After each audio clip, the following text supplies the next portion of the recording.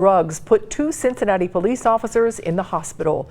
Good evening, everyone. It puts a sad exclamation point on a day where at least 6 people overdosed in District 1 alone. And that includes one woman who was with her 4-year-old child at the time.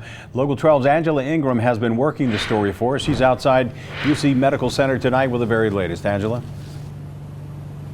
Rob, this evening, 2 separate incidents caused officers to have to come here to the hospital to get checked out, and they both happened after drugs were found in the West End and in Over-the-Rhine. Now, the FOP president, Hils, says the good news is they should be okay. Cincinnati police say there was an uptick in overdoses today in District 1, which includes the West End and Over-the-Rhine. 2 people died from overdosing today in D1.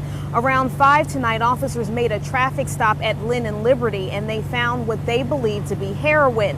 The K9 handler on that stop later reported feeling sick. Less than an hour later, drugs were found at Back and Hamer Streets. An officer processing the evidence at police headquarters felt sick, and he had to go to the hospital.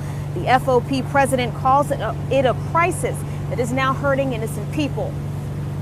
I tell you what, the cops, you know where some of my anger comes, it's boiling over from theirs. The phone calls I got from their supervisors who feel personally responsible for them and are sick and tired of their people being put out there and asked to go after these drugs and go after these dealers, and then they're seeing the courts not be able to do anything because there ain't no space to put anybody. So meanwhile, we have to keep handling dope, and while we're out there handling dope, there's nobody that can do anything about it because there's not enough space.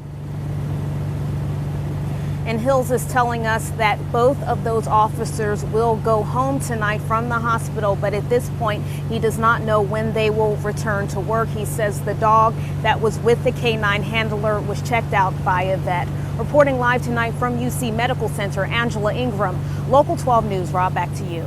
Angela, thanks very much. It may be some time before we know for certain what the drugs were that caused the officers to get sick.